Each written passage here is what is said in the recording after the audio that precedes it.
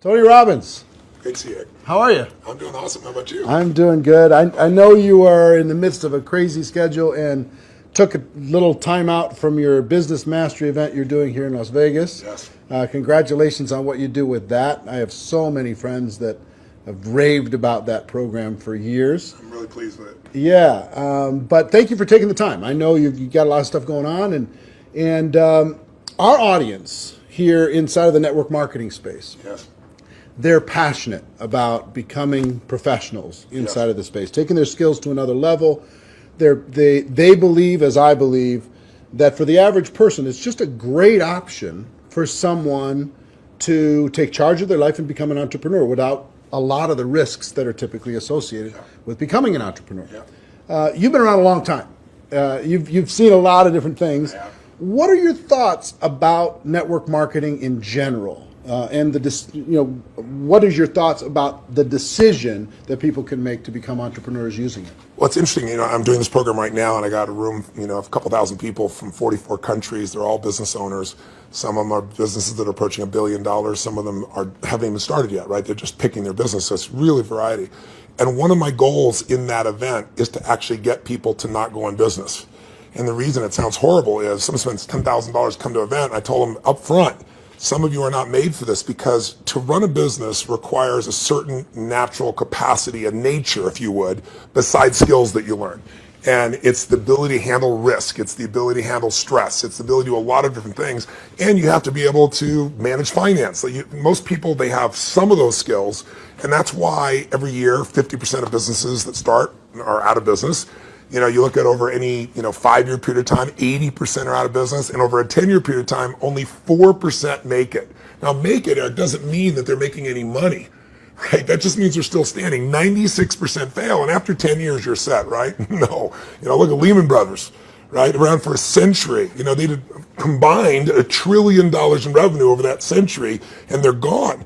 So the world, technology changes, products and services changes, it's so competitive. So to really be successful, it's a really unique situation. What's beautiful about network marketing is you get all the benefits of being an owner, but you don't have to be worried about supply chain. You don't have to be worried about accounting, especially in the world we're in today. Network marketing used to be a little bit more different, but today with technology, you can know what's happening in real time. The companies have already set up the software. They know what happens. So it's really picking the right company. And there's a lot of great companies in that area.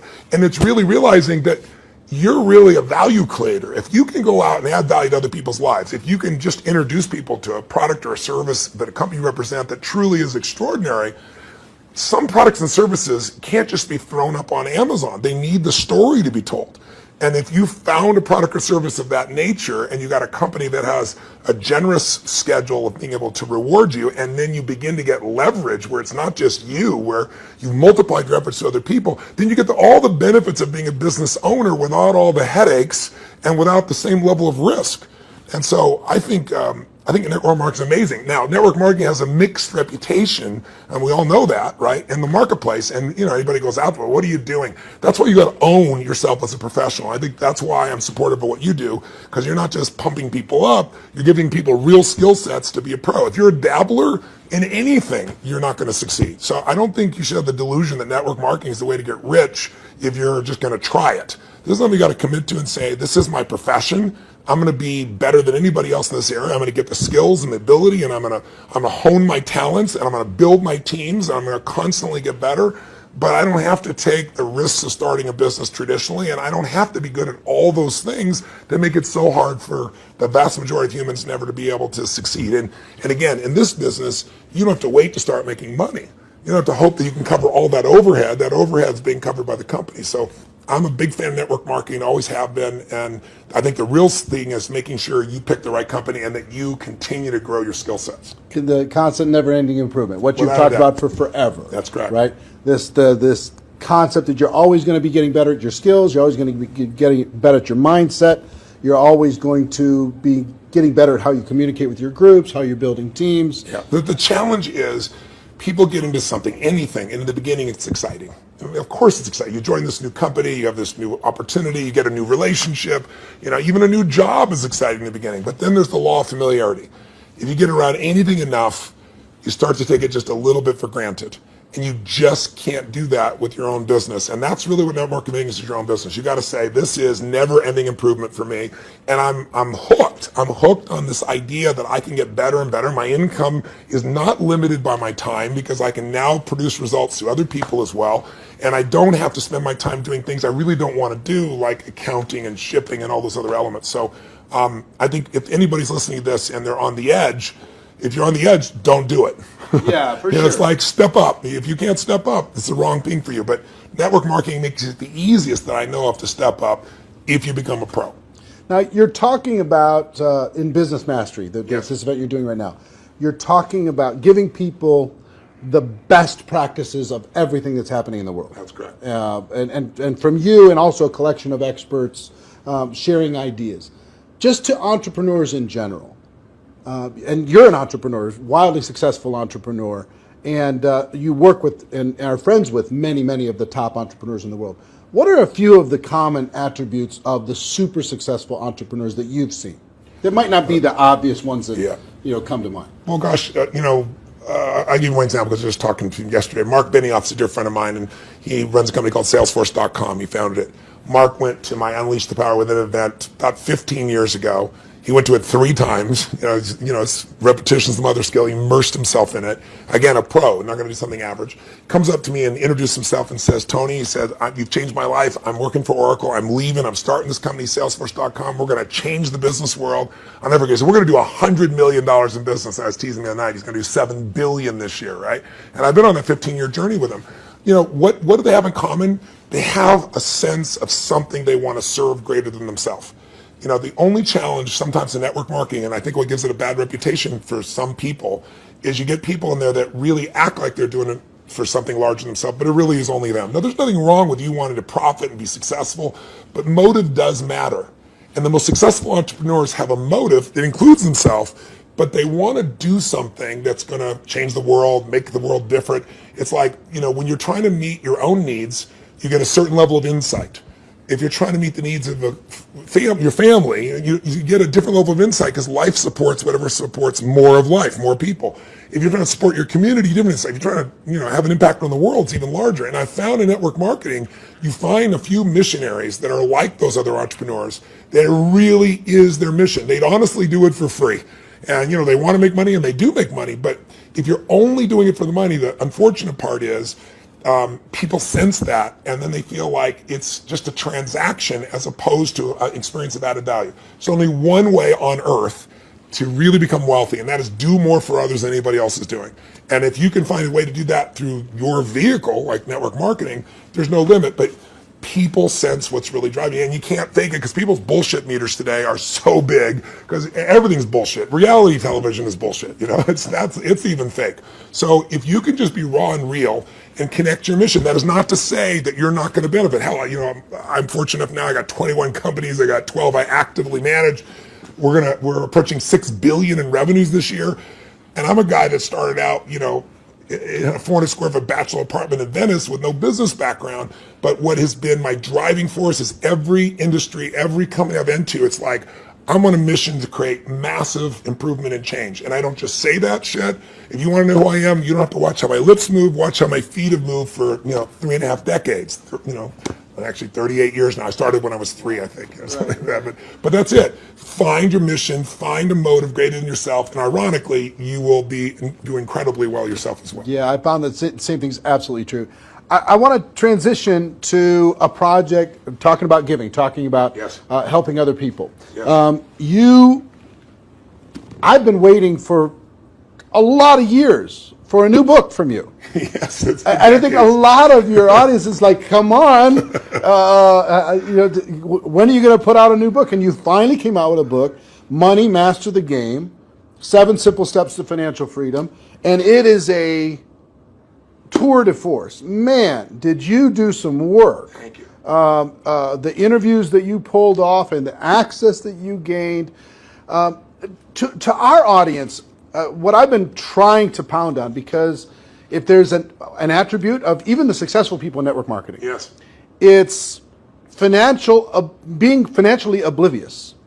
Yes. And just spend all the dollars faster than you get it. Yeah.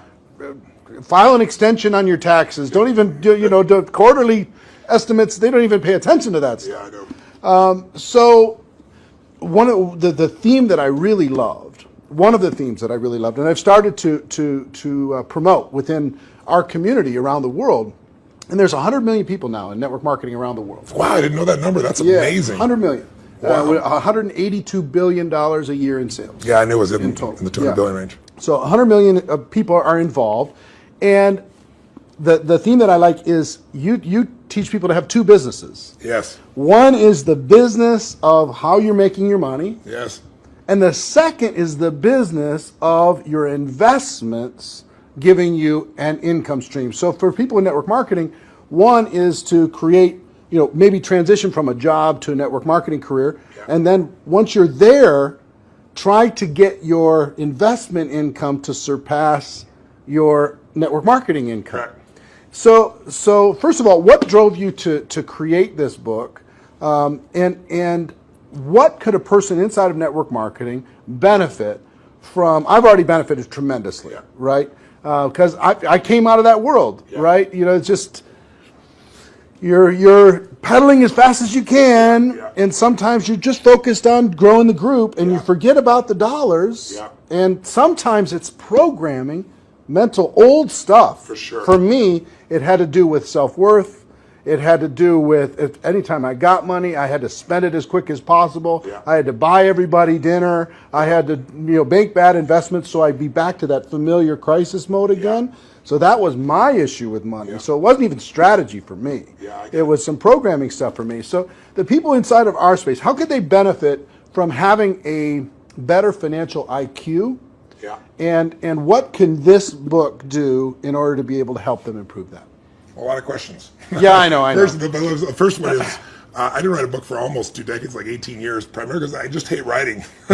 I love the live event. I love the spontaneity of in the moment, come up with a solution and show people. And then I've had a few day jobs because, last year I was on a plane or on stage every 4 days. And then I was doing it in 16 countries, to give you an idea. I love 10,000 people and the energy, the impact. Sitting a solitary writing book, I didn't want to do. So why did I write a book even then? I don't need to write a book. Simon Schuster's had an offer for me forever and wanted me to do it. Was because in 2008, when I saw mass number of families losing their homes, mass number of families losing half their retirement, it wasn't like statistical to me because I grew up with no money. I grew up in an environment, we had no money for food. In fact, I donated all the profits of this book in advance. I've been feeding 4 million people a year for the last 10 years. I've been feeding people since I was 17, because when I was 11, my family got fed, and I said, I'm going to give back. So 17, I fed 2 families, and then 4, and then 8, and then my small company got involved, and eventually I got to 1 million, and then 2 million, and then for the last 6 years, I've matched the 2 million that my foundation does, personally feeding 2 million. But I thought, I fed 42 million people in my life. I want to feed that many people in a year. So I said, I'm going to feed 50 million people, and I called and said, if I took all the money from this book, feeding America, how many people can I feed? And they said 10 million people. I was like, geez, So I finally just wrote a check higher than that. So I want people to know, I wrote this book to give it away, to give away the content. But I wrote the book because I wanted people to have real answers, and I have a unique gift that most people aren't aware of, and that is I've been coaching one of the top 10 financial traders in the history of the world. His name is Paul Tudor Jones, for 22 years. This is my 22nd year with him.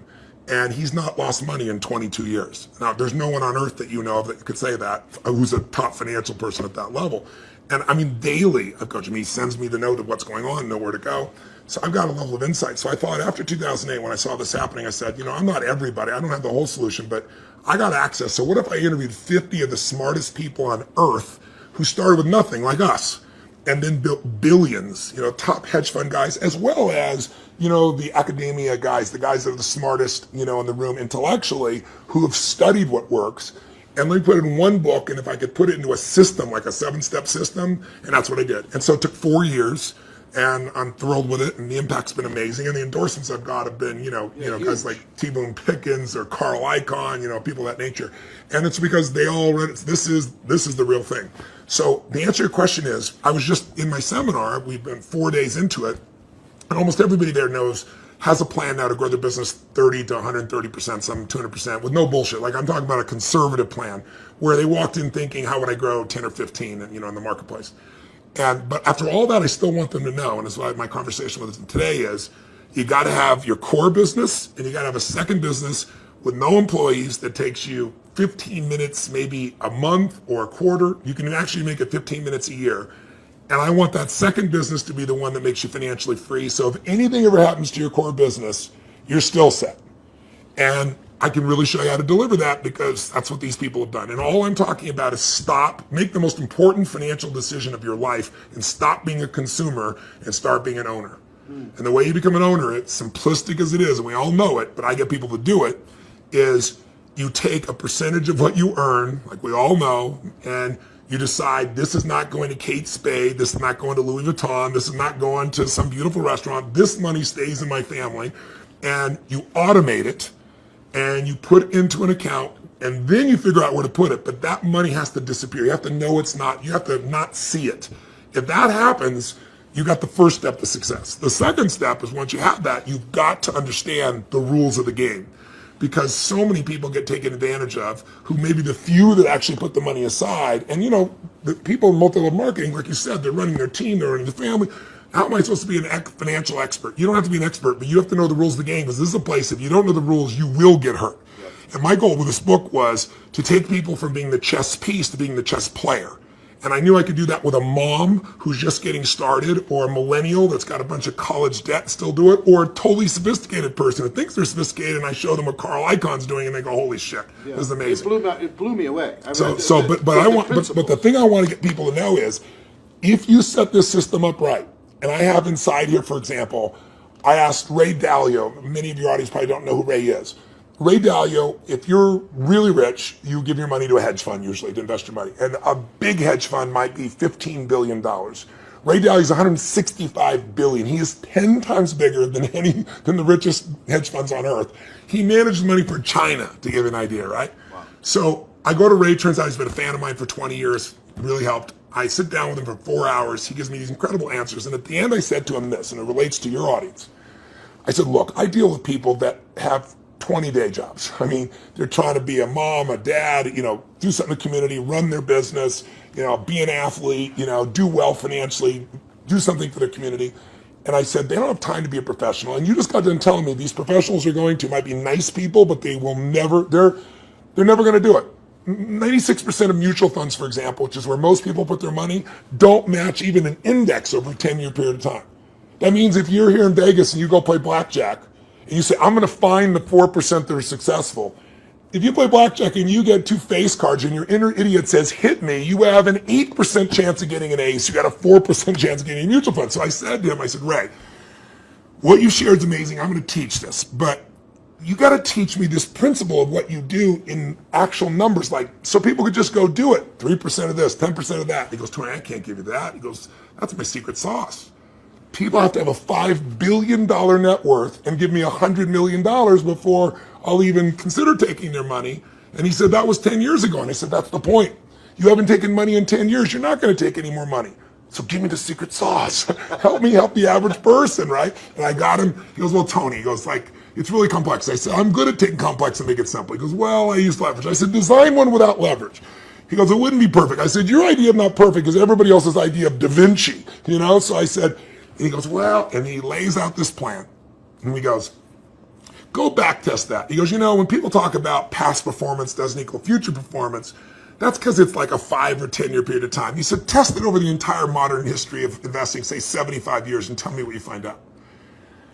I hired the firm to test it.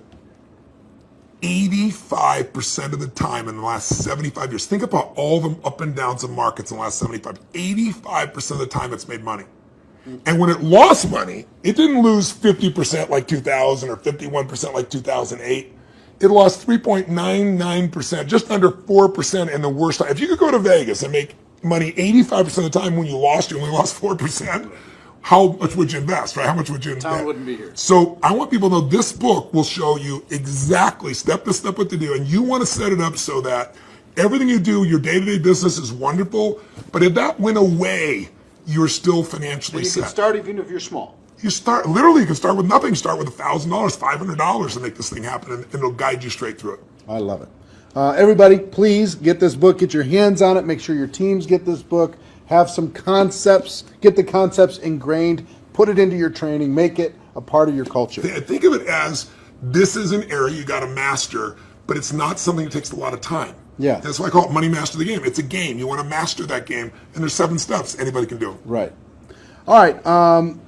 One more question for you, and I appreciate the time. My pleasure. We have our GoPro Recruiting Mastery event coming up in October. I'm going to be there. And the reason, let me tell you the reason why. I feel like I've developed some mentors like you've had and some people who've helped to simplify some complex things. And inside the network marketing space, I feel like I've done a pretty good job of simplifying the skills necessary for a person to go pro. Yeah. And I've done a lot of coaching, especially over the last 2 or 3 years.